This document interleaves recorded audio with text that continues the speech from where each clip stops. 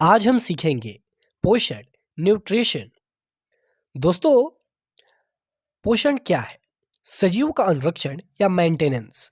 ऐसे समझो, एक लड़का चल रहा है, एक पेड़ पौधा जीवित है। आइए पोषण को समझते हैं। सजीव की विभिन्न प्रक्रियाएं होती हैं। पोषण, श्वसन, वहन और उत्सर्जन, जो कि आपको पता ही होगा। ऐसे प्रक्रम जो सामूहिक रूप से अनुरक्षण का कार्य करते हैं जैव प्रक्रम कहलाते हैं, अर्थात लाइफ प्रोसेस। जैसे पोषण, श्वसन, वहन और उत्सर्जन। जैसे हम लोग क्लाइंब करते हैं या पुल अप्स मारते हैं, तो इसमें भी हम इन सभी चीज़ों का उपयोग करते हैं, यानी कि इसके लिए ऊर्जा की आवश्यकता होती है। और आदमी जब किसी सब्सटेंस यानी कि पदार्थ को ग्रहण करता है, तो वह ऊर्जा को ही एक तरीके से भोजन के रूप में लेता है। आप ऐसे समझो, भोजन को शरीर के अंदर लेने के प्रक्रम को ही पोषण कहते हैं। आपने समझ लिया होगा कि भोजन एक ऊर्जा का ही स्रोत है। दोस्तों, पोषण दो टाइप्स के होते हैं: स्वपोषी पोषण और विषमपोषी पोषण। ऑटोट्रॉफिक न्यूट्रिशन और हेटरोट्रॉफिक न्यूट्रिशन। आइए इन दोनों में विभेद करते हैं। स्वपोषी पोषण पौधे, शैवाल और जीवाणु, अर्थात पौधे जो होते हैं वह स्वपोषी जीव हैं, यानी कि ऑटोट्रॉफिक ऑर्गेनिज्म। अगर हम बात करते हैं विषमपोषी पोषण में, मनुष्य, गाय, शेर, ये सभी यानी कि हम खुद विषमपोषी हैं, यानी कि हम अपना भोजन स्वयं नहीं बनाते हैं, बल्कि हम दूसरों के भोजन का उपयोग करते हैं। आइए समझते हैं। जैसे कि इन दोनों में एक और अंतर होता है: जटिल पदार्थ, जो कि विषमपोषी पोषण में एंजाइम के द्वारा तोड़ के सरल पदार्थ में कन्वर्ट किया जाता है। दोस्तों, आज हम स्वपोषी पोषण को समझते हैं।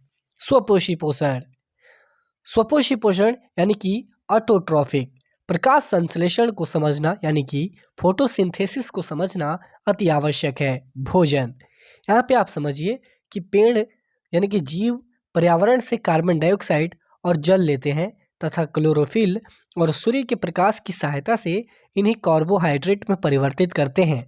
इसे प्रक्रिया को ही प्रकाश संश्लेषण कहलाता है। इसमें ऊर्जा का निर्माण होता है और इसे ही प्रकाश संश्लेषण कहा जाता है। इसका फॉर्मूला है कार्बन, जल और क्लोरोफिल, सूर्य का प्रकाश और उसके बाद बनने वाले पदार्थों में महत्वपूर्ण चीज होता है। दोस्तों, आज हम बात करते हैं कि आखिरकार पौधों को, पत्तों को क्यों कहा जाता है। यह है रंध्र, और इससे कार्बन डाइऑक्साइड और ऑक्सीजन का आदान प्रदान होता है। यह है कार्बन डाइऑक्साइड का आना और ऑक्सीजन का विसरण होना, यानी कि बाहर निकलना। इसीलिए तो अब आइए समझते हैं रूट कैसे काम करते हैं। यह है पानी। रूट के द्वारा यह पानी बाकी पत्तों में पहुंचते हैं। आइए क्लोरोप्लास्ट को समझते हैं। यह एक पिगमेंट होता है जो कि हरे कलर का दिखता है। इसी की उपस्थिति में स्वपोषी पोषण कंप्लीट होता है।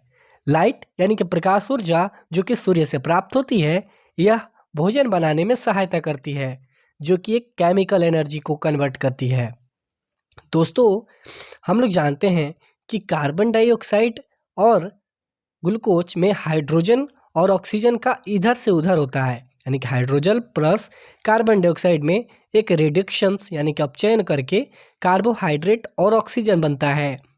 कार्बोहाइड्रेट जो कि इन सभी चीज़ों में सूर्य के प्रकाश की उपस्थिति और मंड के निर्माण में सहायता प्रदान करती है, और इसी का कारण होता है कि हमें फल भी दिखता है। जो फल होता है वह एक तरीके से यही है। आइए समझते हैं कच्चे सामग्री। कच्ची सामग्री के रूप में पानी का उपयोग किया जा सकता है। इसके अलावा नाइट्रोजन, फास्फोरस, मैग्नीशियम, लोहा, यह सभी मिट्टी से प्राप्त हो जाते हैं। यही तो कारण है कि मिट्टी में सब होना जरूरी है। आइए समझते हैं रंध्र यानी कि स्टोमेटा, यानी कि जल वाष्प या वाटर वेपर के समझ में, जो कि आप सुबह में हानि के रूप में देखते ही हैं, जो कि पत्तियों के रंध्र यानी कि द्वार कोशिका गार्ड सेल से बाहर आते हैं, छिद्रों को बंद करने और खोलने का कार्य करती है।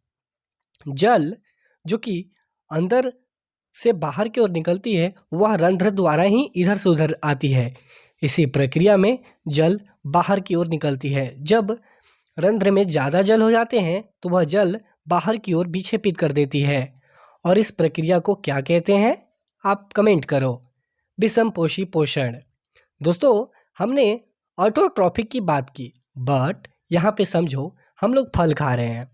इसके अलावा कुछ जीव ऐसे होते हैं जो प्रत्यक्ष या परोक्ष रूप से विषमपोषी ही होते हैं। जैसे कि आप लोगों ने फंगस देखा होगा, पावरोटी के सतह पे ईस्ट या मशरूम जैसे फफूंदी आ ही जाते हैं और ये एक तरीके के जीव हैं जो हमारे आंखों से तो दिखते नहीं, लेकिन ये भी विषमपोषी पोषण को दर्शाते हैं। जैसे कि शेर एक हिरण को खाता है, यहाँ तक कि एक हिरण घास को खाती है। भोजन अचल चीज है और गतिशील चीज भी हो सकती है।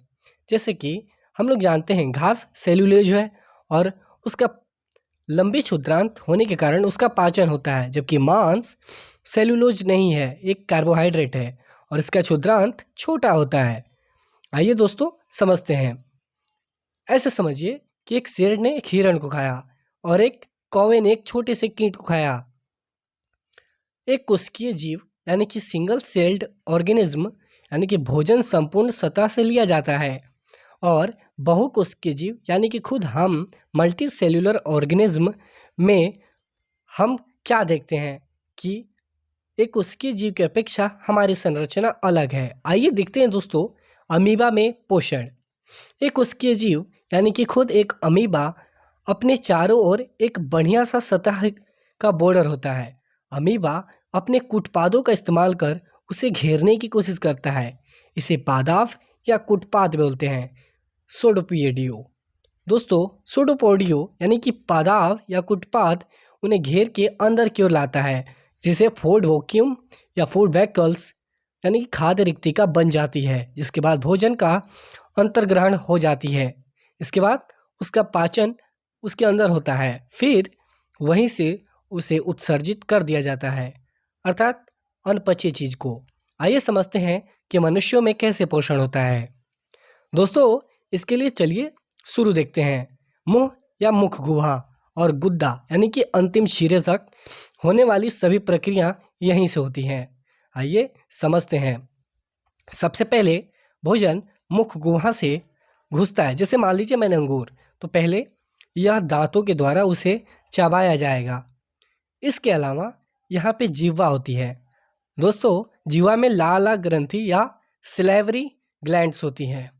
सिलेवरी ग्लैंड्स यानी कि लार ग्रंथियाँ लार रिलीज करती हैं और उसके बाद वह सीधे आहार नाल की आगे की पार्ट्स यानी कि लार एमिलेज और सिलेवरी एमिलेज या मंड, जो कि मंड होता है, स्टार्च होता है, उसे तोड़ के शर्करा या शुगर में कन्वर्ट कर देता है।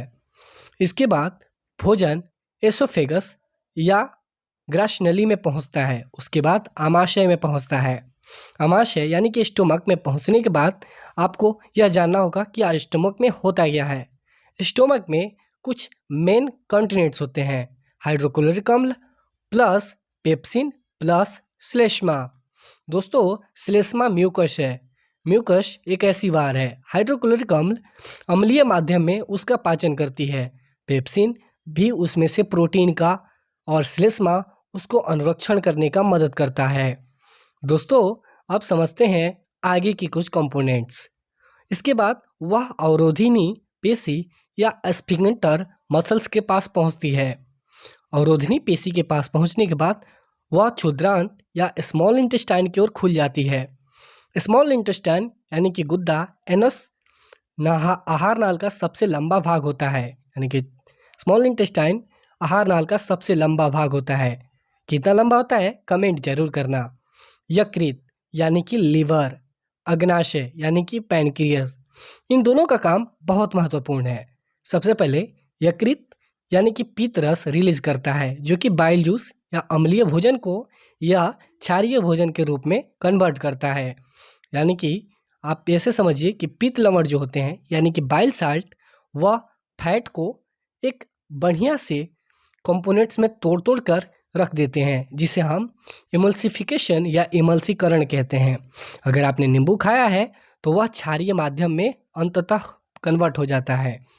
अग्नेसाइक रक्स जैसे ट्रिप्सिन, अग्नेसाई एमिलेज और लाइपेज, यह 3 अग्निसाइक रस होते हैं जो कि अग्नाशय से निकलती हैं। ट्रिप्सिन प्रोटीन का पाचन करता है, अग्नाशय एमिलेज जटिल कार्बोहाइड्रेट का और लाइपेज इम्लस्कृत वसा का पाचन करता है। आइए अब आगे समझते हैं। इसके बाद वह क्षुद्रांत में भोजन पहुंचता है। क्षुद्रांत प्रोटीन को अमीनो अम्ल यानी कि आंत्र एंजाइम के द्वारा बदलता है। कार्बोहाइड्रेट को ग्लूकोज में, वसा को वसीय अम्ल में या फैटी एसिड में या ग्लिसरॉल में भी कन्वर्ट कर सकता है। दोस्तों, क्षुद्रांत प्रोटीन, कार्बोहाइड्रेट और वसा का पाचन करने में सहायता प्रदान करता है। अब हम समझते हैं कि इसके बाद भोजन कहाँ जाएगा। जब हमने देखा कि स्मॉल इंटेस्टाइन में छोटे छोटे कुछ अंगुली करके रंसाकुर जैसे दीर्घ रोम होते हैं, इन्हीं के द्वारा, यानी कि इन्हें विली भी बोला जाता है, इन्हीं के द्वारा बाकी सभी एलिमेंट्स यानी कि प्रोटीन का संश्लेषण और ब्लड वेसल्स भी होती हैं जो इन्हें अवशोषित करती है। दोस्तों, रुधिर वाहिकाएं ही यहाँ से प्रोटीन और कार्बोहाइड्रेट जैसे पार्ट्स को ले जाती है। इसके बाद यह बृहदांत यानी कि लार्ज इंटेस्टाइन की ओर बढ़ता है, यानी कि यही है आपका बड़ी आंत। यह बड़ी आंत में यहाँ पे वाटर का ही केवल कंजप्शन होता है। कंजप्शन होने के बाद यह सीधे मलाशय यानी कि गुद्दा के पास पहुंचता है, जो कि आपको टॉयलेट के रूप में पहुंचता ही है। बट यहाँ पे एक चीज़ होता है, गुदा अवरोधनी। यह वर्ज्य पदार्थ को रिलीज करने में सहायता प्रदान करता है। दोस्तों, ये है मनुष्य में पोषण की एक बहुत बड़ी श्रृंखला। आज हमने क्या क्या सीखा पोषण में? हमने जो जो सीखा है उसकी सारांश को आप खुद से बना भी सकते हैं।